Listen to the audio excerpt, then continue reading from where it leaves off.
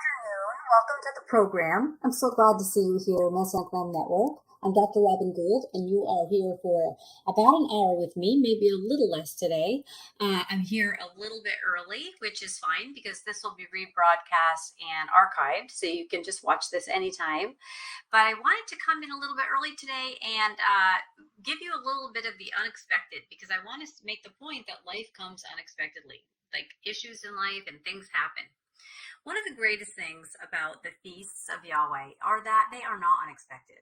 Unexpected things may happen on these feasts, but there are rituals and there are things in place, preparatory things, place a specialized way for you to gain awareness. And this is a gift from our Father. So before we start, I want to remind you the future begins now. And as we are about to enter Yom Kippur, or the Erev of, so we've got that'll start tonight at sunset. We are here September 15th, 2001, and the Halal calendar counts this for this evening and until sunset tomorrow. And so Yom Kippur, whatever your past Yom Kippurs were or how you felt about it, the future begins now. And we can always learn something. We can always alter that trajectory of the paradigms we have to have a more meaningful fast, a more meaningful time. And that's what I would like to do, is to try to maybe come from another angle, come from the attachment lens. I am an attachment specialist. I'm a marriage and family therapist, and my perspective when I read the Bible is through an attachment lens, which tends to have a bit of a different ring to it. It in no way minimizes obedience, but I think you might be interested in maybe a couple things I have to say. So let's see if the words I'm going to share are going to encourage you, because that's what I want to do, is I want to encourage you. Okay, so here we have Yom Kippur, and I want to bring up, we oftentimes do the portion, and it's interesting because part of the portion, the haftarah today, is just so perfect for Yom Kippur. But you'll notice, actually, I'm wearing white, and think of white, right? So we'll talk about the haftarah because I want to talk about deliverance, and this is really an exciting piece. But a lot of people on Yom Kippur will wear white. It's a tradition, right? It's that whole spotless thing. And so I wore white today, and I do this every year when I do a broadcast, for Yom Kippur. And I think that's interesting that people stand in solidarity together and have this tradition. Now, it's not a commandment.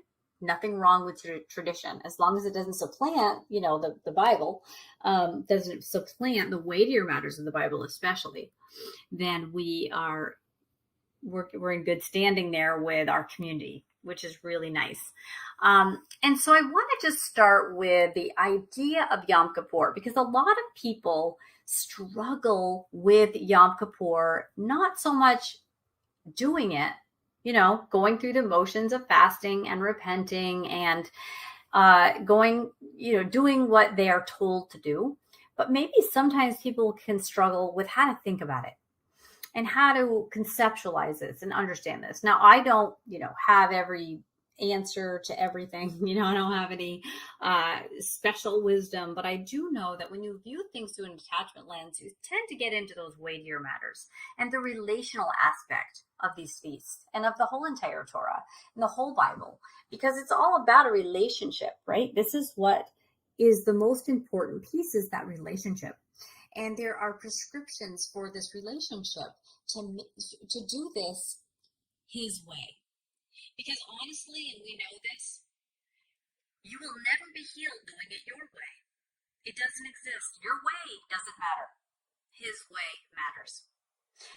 Now, what is His way? Well, that remains an argument between many people. We won't argue here, but we will bring a few points up to help us kind of put this together in our hearts, in our minds, in our spirits, and all of those levels that we mimic and mirror the temple, right? We are the temple. So I want to start, and this is not in our Torah portion today, but I always think of this with Yom Kippur. This comes up for me. It's Ecclesiastes 4:2. I'm going to read this. Now, Ecclesiastes is just one, I'm telling you, there's part of Ecclesiastes is where you just get this despondent Solomon who's got too much, and so life means nothing. I think that's really interesting because that's the opposite of what Yom Kippur is. It's about arriving out of all the luxuries, right? We don't wear the leather shoes. We're not, eating and getting comfort. We're not being, having those luxuries and just even food wouldn't consider a luxury, but we're fasting. But Ecclesiastes 4:2, very specifically, it'll say this. So I find this to be very poignant. And though a man might prevail against one who is alone, two will withstand him. A threefold cord is not quickly broken. Okay. A three-strand cord is not easily broken. Now, in the therapy world, right, we can call something, it's very negative. It's called triangulating people, right? Where you get these three people and anyway, you can look that up and see what you think. But it is not easily broken. This is something that systems therapists deal with, triangulated systems, where there's alliances and they shift and it's unhealthy and toxic.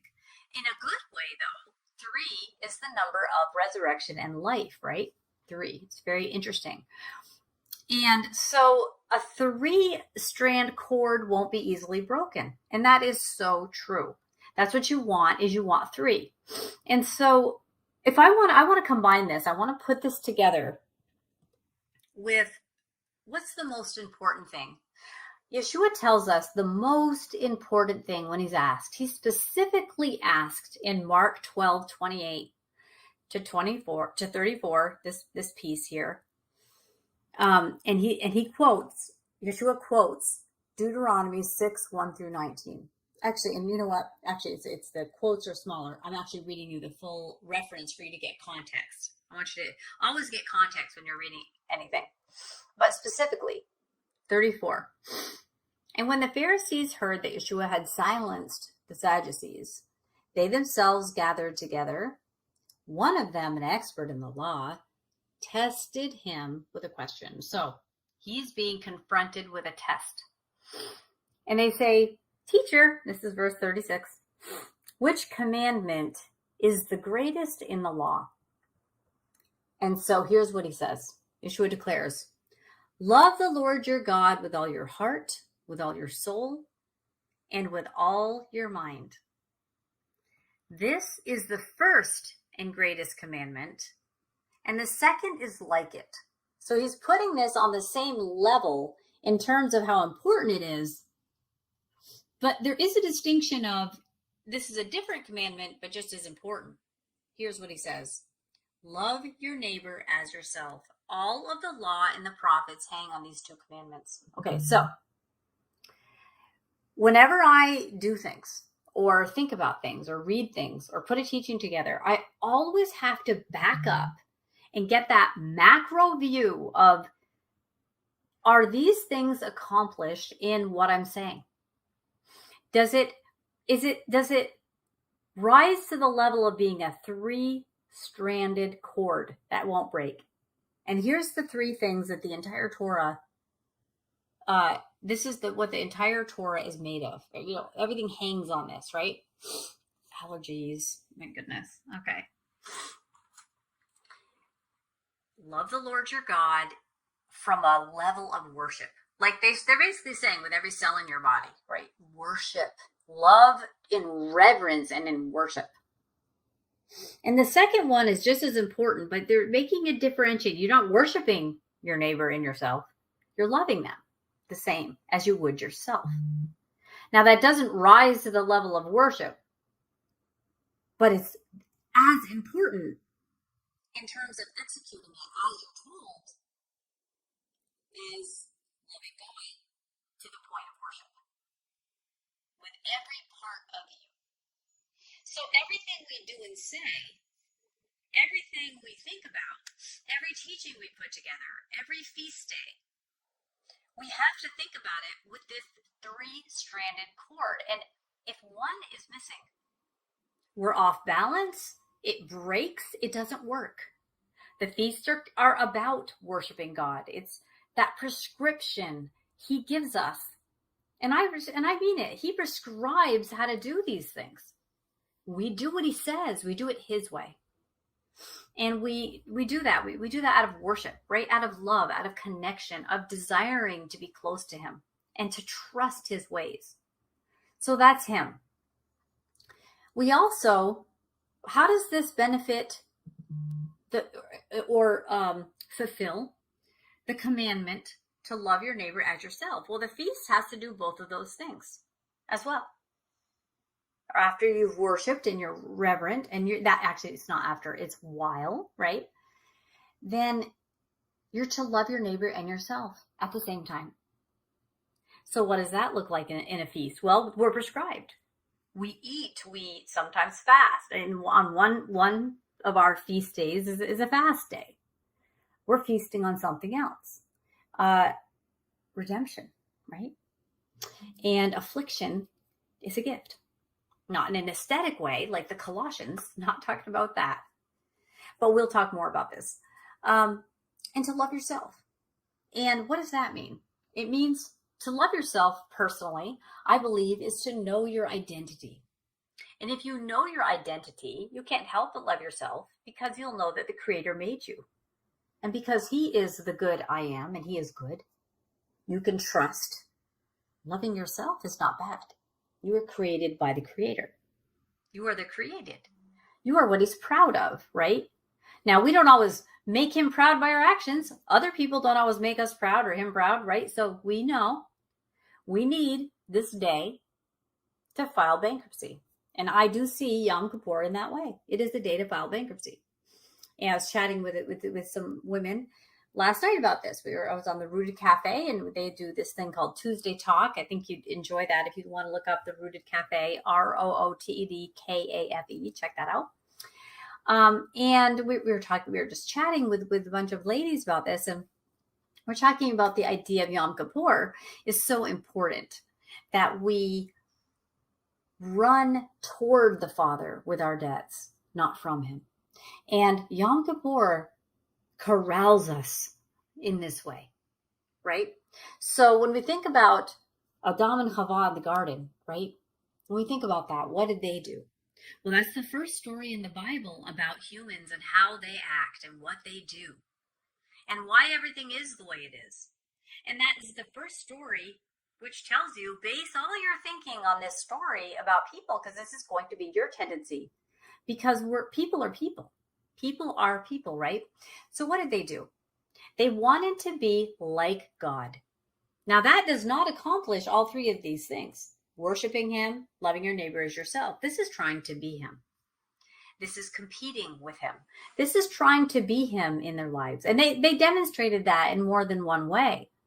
Not only did they want to be the judge, to eat off that tree of the knowledge of good and evil, where they would think, well, this will make me qualified to judge others. Let me tell you, we know we will never be qualified to judge others in this human experience, right?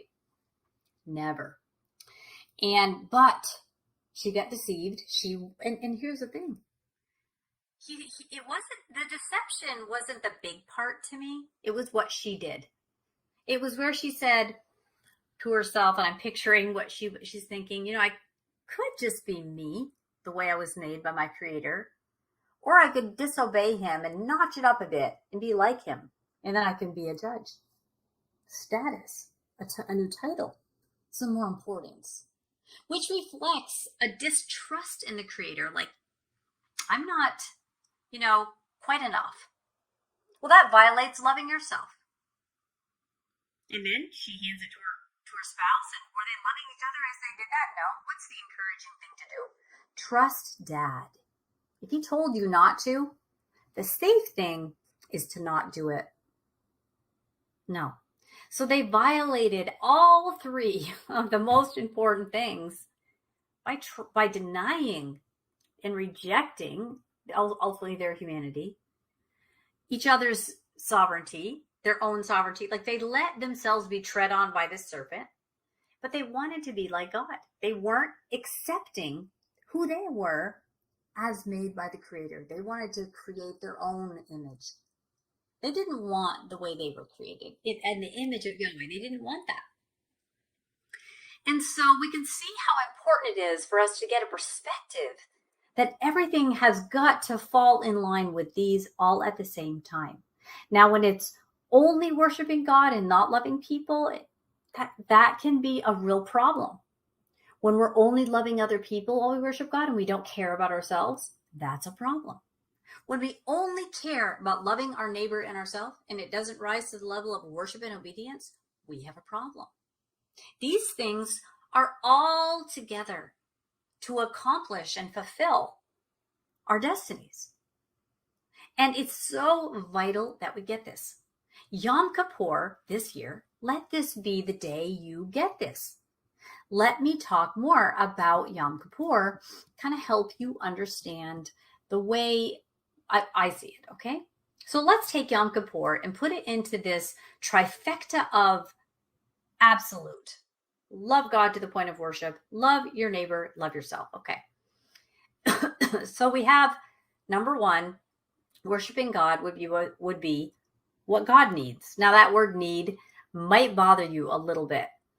The word need. Does God need things? Well, I think the Father personally, and this is my opinion, if you can hear the lawnmower, I'm sorry. You can hear it through my coughing. Does God put himself in a place of vulnerability? So I believe he does.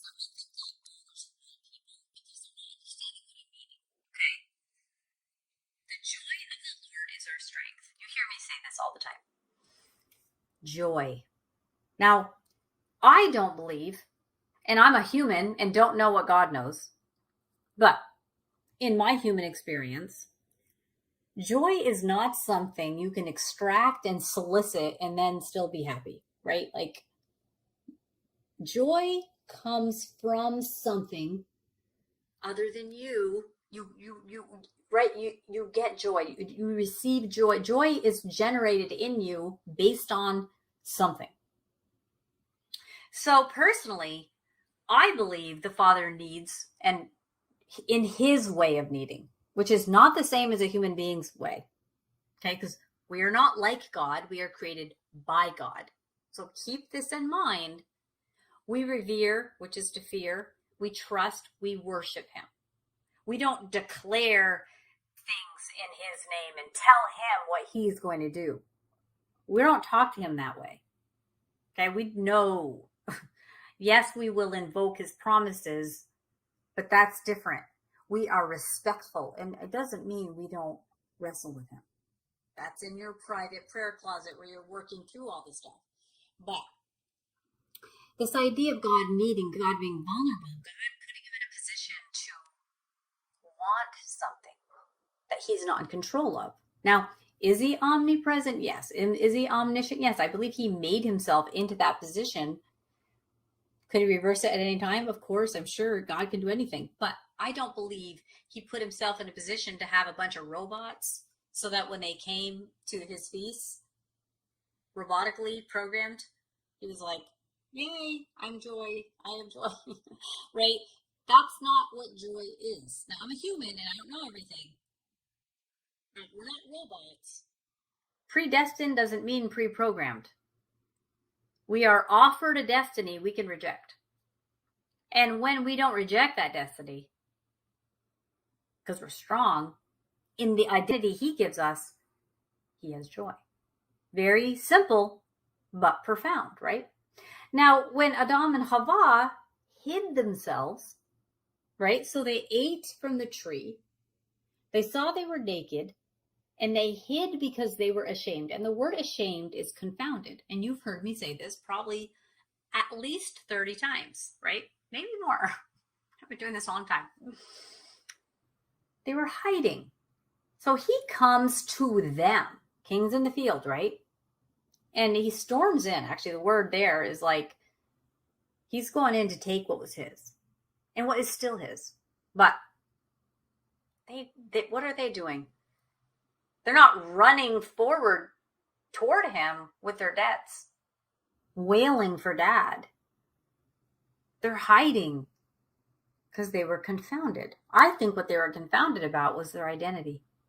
And if they're confounded about their identity, which would be children of God, covered by God, protected by God, safe when they run to God with their failures, when they fail at that, they don't trust him. That denies him the glory of that he deserves. That he made human beings. And he is enough, more than enough. He's everything to take care of them and redeem them. And his goal is to restore all things. He tells us that's his objective. Our objective is to love God with everything to the point of worship and to love our neighbor as ourselves. That's what we do. And then, that's the title of the book. And then there's the index and how to do that. And he tells us how to do that. Here's how to love your neighbor. Here's how to love yourself. If you do this for your neighbor, then don't. But Yom Kippur comes around and we walk into affliction. So a lot of people feel like, okay, so I'm being punished for sinning. No. Nope. We are not on the stake. Remember, that was done by someone else. However, we do have to bring our debts forward. Actually, let me rephrase that. We get to bring our debts forward and lay those on the altar, every single debt we have. File that bankruptcy. We come with humility. It's afflicting to file bankruptcy. We're humbling ourselves and saying, I have brought debt upon myself. I cannot pay it, but you can. And I'm sad because I did X, Y, Z 100 times. Over and over. I did this. I did this. I hurt this person. I failed in this way. Okay. Even beyond that, Yom Kippur is a sober, somber, melancholy time in a lot of ways because, we cry out like wailing animals for like this earth and its toxicity and the pollution, the moral pollution, the sadness. Like we get in touch with those threads of that pain, right? That we could never feel to the extent that he does. He made everything, made each person. And each time a person violates this relationship with him, it's hurtful. We get in touch with the damage and destruction of war, of selfishness, of cliques, of fakeness, of our false selves, all the things I talk about all the time, right? This isn't something we just talk about once a year. This is our daily life. Well, our daily life every year culminates to a point of bankruptcy. And so, we don't like to look at our debts all the time. Do you ever get bills that you feel like you can't pay or you don't think you have enough money and you're just like, you just kind of put it aside. You're like, I will look at that later. I can't even look at that right now. And this is the opposite of that.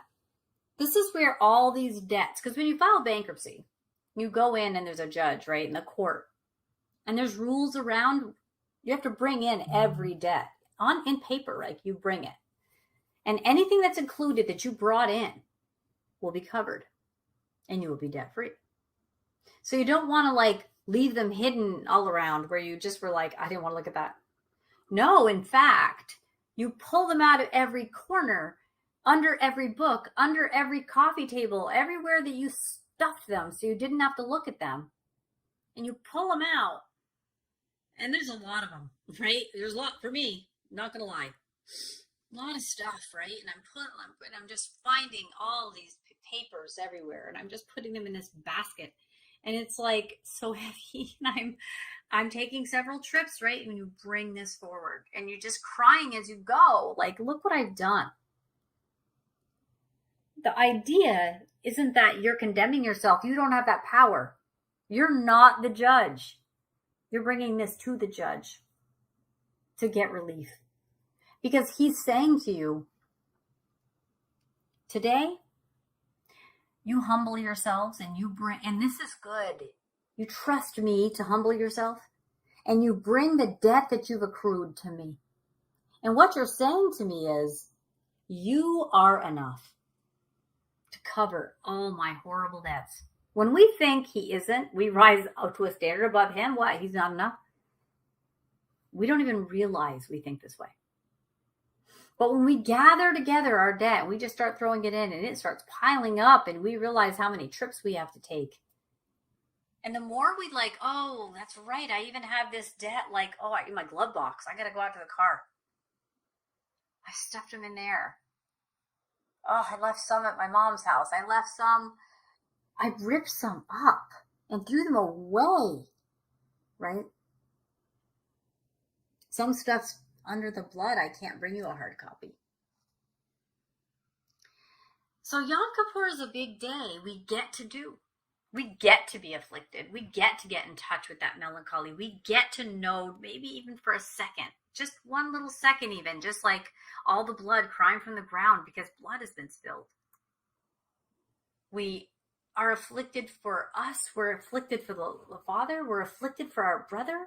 We're afflicted for this earth that was created to be such a beautiful place and has become a place of war and of all these problems.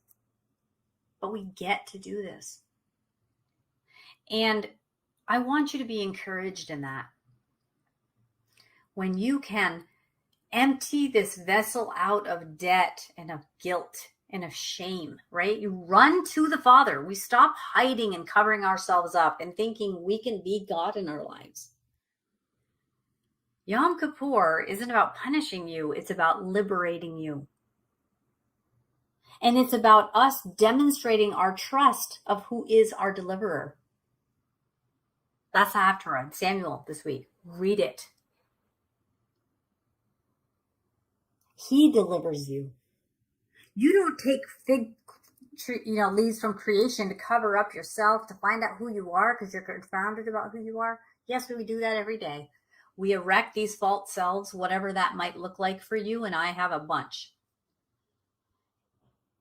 And what are we doing? We're denying who we are, made in the image of God. We're denying who God made us to be. Therefore, we're weak. Where's his joy? There's no joy in that for him. When you are false, when you are not you, you are all of the ways that we are false, bossy and controlling and addicted and unkind and impatient and overeating and overindulging and in denial and just angry and awful and all the things that we do to cope with. I can't cope. And the Father was like, you were never supposed to have to, because I'm here all the time to help you. And we forget this. And we pile on these coverings. We put all these coverings all over ourselves. And it's interesting because the day of coverings, Yom Kippurim, right? This is what this day is called, the day of coverings. It's when our debt is covered. But what's happening to us? We are uncovering ourselves, unlayering all this faults. I can be my own God. I can solve my own problems. I can heal myself. I can be powerful. Right? That's what we do. So as we get uncovered, we put our debts out there, and then we start realizing our identity. We don't even know our identity. But we're not comforted in our comforts. We're afflicted. So who am I outside of all the things that make me feel comforted? Now, let me tell you something. On Yom Kippur, you will not be comfortable. But deep, deep, deep in your humanity, you will be comforted. Because you'll be reminded. Lay it all down. Peel off these mummy cloths. Let them just fall off. Layer after layer. Put that on the altar. With your debt. Of the deprivation he experienced. Of the you he created you to be. Well, we went off and tried to be him in our life. And a lot of times we didn't even really, it kind of snuck up on us almost, like that serpent questions us and it's like all of a sudden we've eaten from what? That does happen because we're not always right on the ball, right? We should be.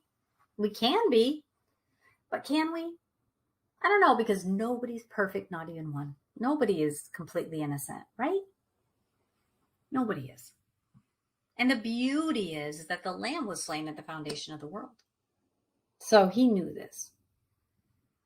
And his joy, right, is your strength. And your strength is his joy. What does it mean to be strong? Not on your own. You're the vessel, you're his vessel of love. To love the other kids and to love him. It's a beautiful picture. Yes, fasting can be afflicting and not being comfortable and having to really face all the false things that we have piled on our lives and just weighed it down. But we get to unleash that, just get rid of all that so that you're strong again and he's joyful. But it's this day where heaven and earth meet for that period of time. It's like this time portal of like, here's me and here's you. And the chasm between us will never be, because there's always a remedy. So don't hide any of this debt, any of this false stuff. Do not grab any more fig leaves. The Father will cover you. He covers you. That word for atonement, for covering, it's the only time that's used in the Bible, that word.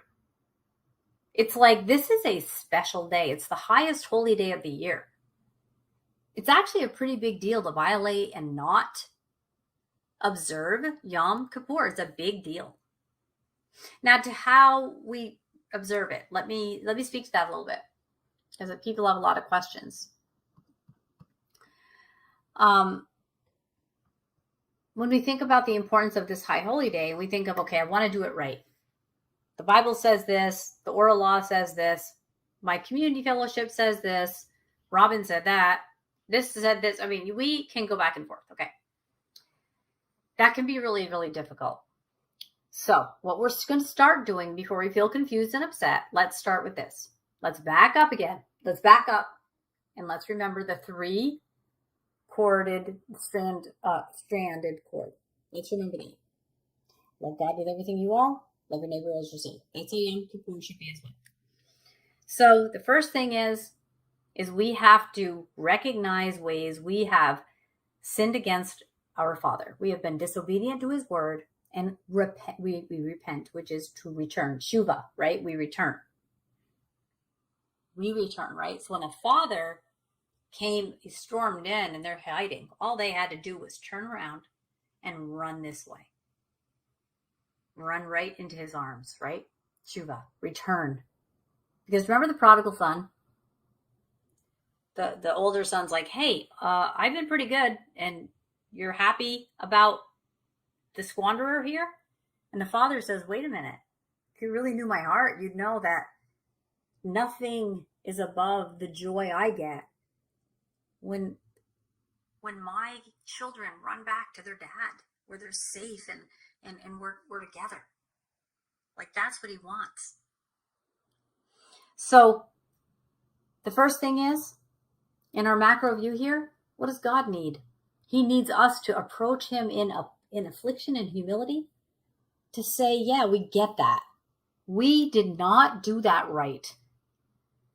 We sinned against you. And then that goes into, as we're repenting and returning for disobedience, how that's extrapolated into offending and hurting and harming others, right? We have also violated that. We've gossiped. We've been jealous. We've neglected others. We've let others walk on us.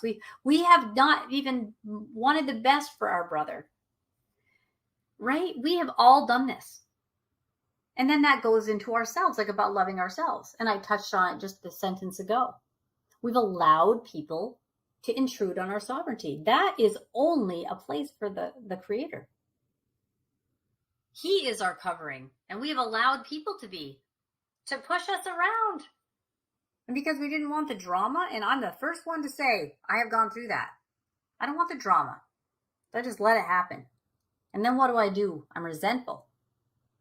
That's not loving my neighbor or myself. But loving myself is a commandment, and my sovereignty of what I'm accountable to and responsible for and get to have by him, what he instituted in me, I have to guard it and protect it like they didn't do in the garden. It's all about identity, my friends. If you know whose you are, you'll know who you are. You'll be strong, and there's the joy of the Lord. You worship him in spirit and in truth. That's how we do it. Yeah. Sovereignty is not a new age topic. That's just getting sexy now. That's not what we're doing. We're going back to that ancient garden story where the father said, okay, just being this close to this tree has exceeded your ability to know your identity. So you're going to find yourself and me out as you toil in the soil. And because I love you, toddler who doesn't know stuff, parent knows everything. It might look a certain way to you. You might think you're being punished, but you're being restored in the way that I restore. You don't get to tell me how I restore you. I tell you what to do. You do it. And that's how you're healed and restored. And it will look different for everybody on some level, right? So we're not comfortable on Yom Kippur, but we're going to be deeply comforted. And it's going to be weird because you have the king is in the field during this time of Elul, where this preparatory phase to kind of get reflective. Such mercy, right? Even before that awakening blast with the shofar on trumpets, right? We're like, wake up, right? Time to wake up. And then we have these 10 days of awe, which I'm going to say, if you haven't been experiencing awe, I don't know, because I don't know any of my friends or anyone I know or people in my circle that aren't like going through some awe right now. The earth is going through some awe. I mean, for sure, right? And it's hard. It's hard, particularly for the people that are more connected to those melancholy threads of the earth, the way that things happen. Like some people can kind of go along less impacted, and we need those people so things can run well. And then there's other people, I tend to be more on the sensitive side, where it's like really upsetting to just see how heating pad, and it's, I'm going to turn that down. But just to see how this earth is just kind of crumbly, just kind of in that place of like shaken, right? We're shaken. So some people just kind of are going to experience more of that shakenness than others. And that's not wrong. It doesn't mean some people aren't sensitive in the spirit and some people are oversensitive in the spirit. Stop judging. Walk on, my friends. Now, just have healthy relationships and healthy boundaries, and give as much as you can, and then stop when you can't give anymore. Okay? Love your neighbor as yourself. And so it's interesting because today in the portion, the Brit Hadashah portion that we've segmented out to read, it's interesting because it's John 6:26 through 35. And I think this is so perfect for this day of affliction of fasting, right? It's John 6:36-35. And here's what it says. Yeshua answers them. So they had asked him a question. He says, truly, truly, I say to you, you are seeking me not because you saw signs, but because you ate your fill of the loaves. Do not work for the food that perishes, but for the food that endures to eternal life, which the Son of Man will give to you. Okay, he's referencing his physical aspect of himself. For on him, God the Father has set his seal. Then they said to him, what must we do to be doing the works of God? And he says, this is the work of God, that you believe in him who he has sent, right? So trust that God would not leave you hanging without an answer forever. And the answer was provided at the foundation of the earth, but here's the optics. So they said to him, then what sign do you do that we may see and believe you? What work do you perform? Our fathers ate the manna in the wilderness, as it is written, he gave them bread from heaven to eat. And this is what Yeshua says, truly I say to you, it was not Moses who gave you the bread from heaven, but my Father who gives you the true bread from heaven. For the bread of God is he who comes down from heaven and gives life to the world. They said to him, Sir, give us this bread always. Jesus says to them, I am the bread of life. Whoever comes to me shall not hunger, and whoever believes in me shall never thirst. So on a day of fasting, here comes Yom Kippur, the bread of, not the stomach, the bread of life, the food for the ultimate you, right? The vessel made in the image of God, in relationship with him, operating in all three of these massive commandments that are so beautiful, right? Yom Kippur, the atonement, what covers you, what releases you from debt, releases you from the law of the husband, makes this covenant redeemed for this betrothal to happen. Yes, there we go. We're there. This day is part of that prescription, part of that bread. This day of not eating bread is your bread. Moshe didn't pull that bread down. The Father did. So the seal is on Yeshua. It's really interesting. So when we come from an attachment perspective of restoration, I hope you still can't hear. They're beeping and mowing the lawn, and there's like leaf blowers.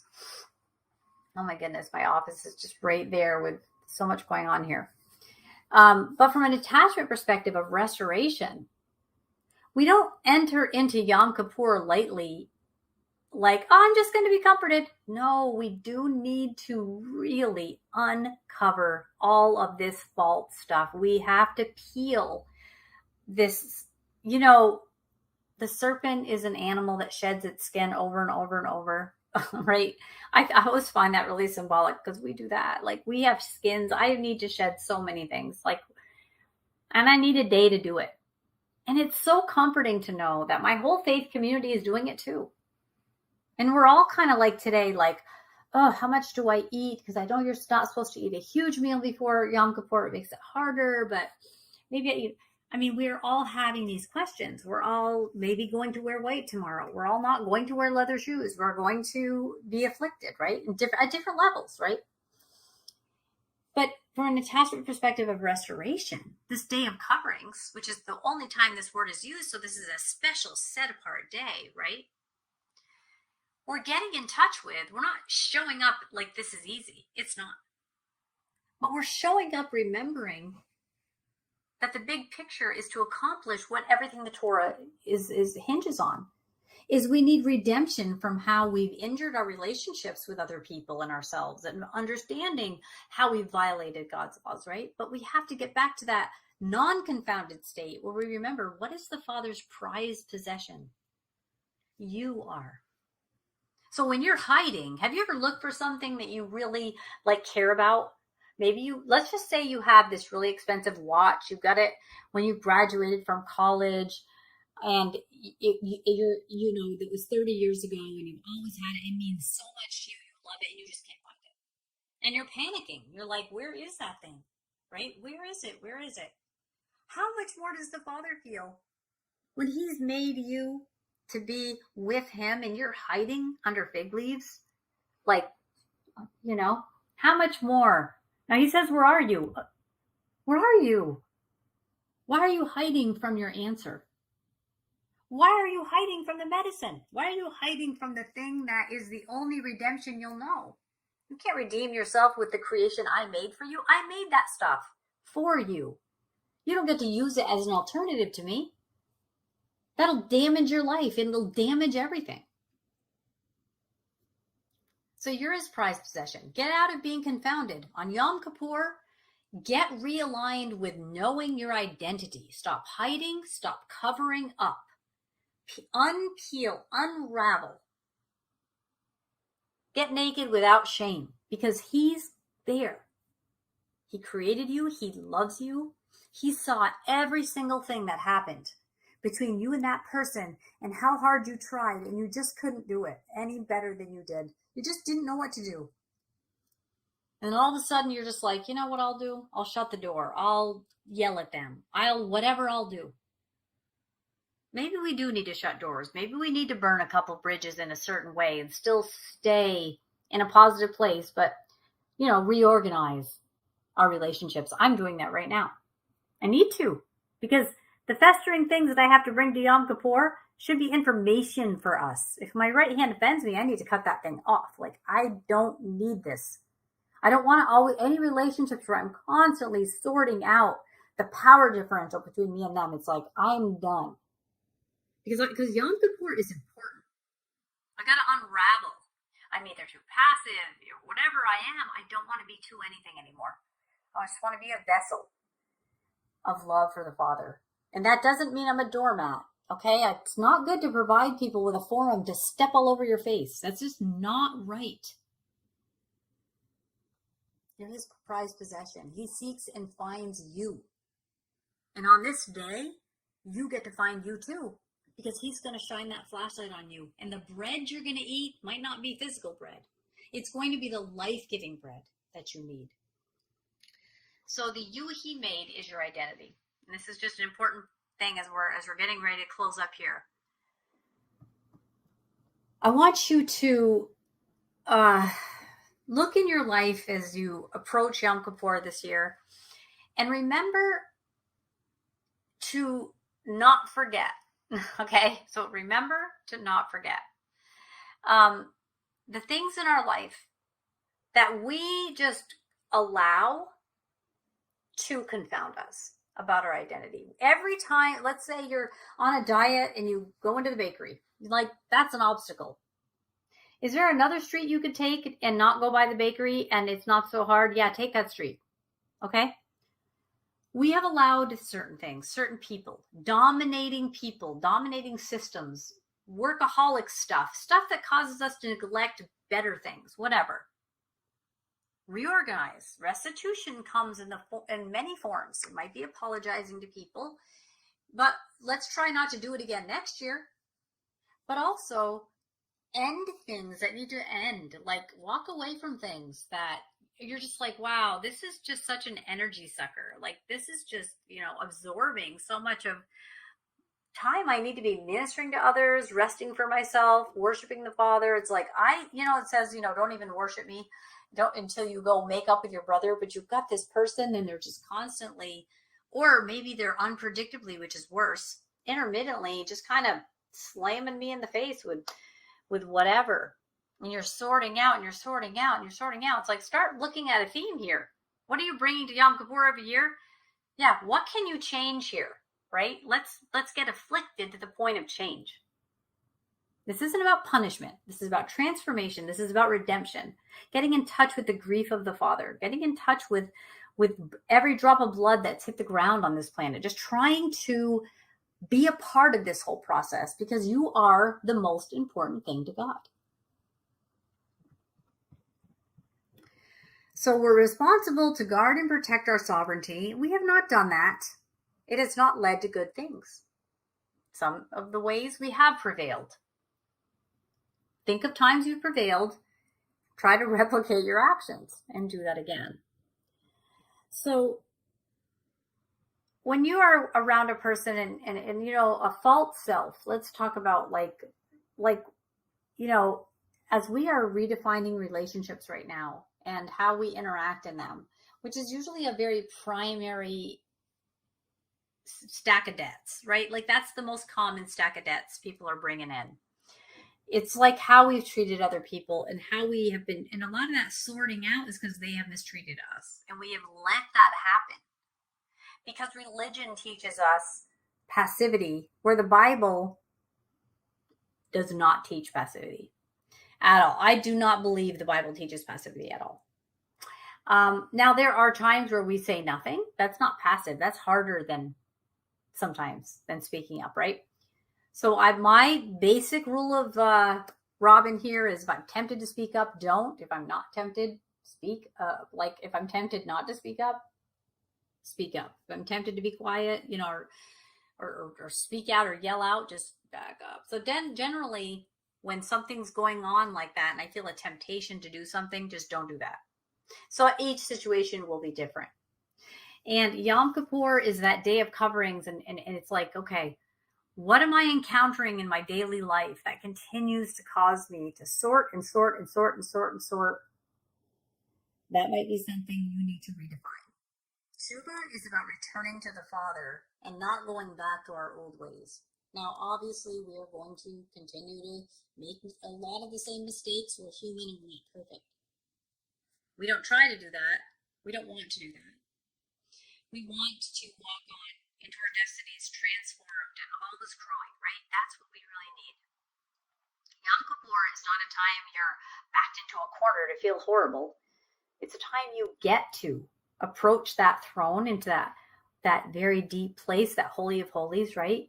And you get to bring your debts. You get to become liberated from that. You get to have this 24-hour space of time to uncover, unwrap, and get back to that kid that you are with God, right?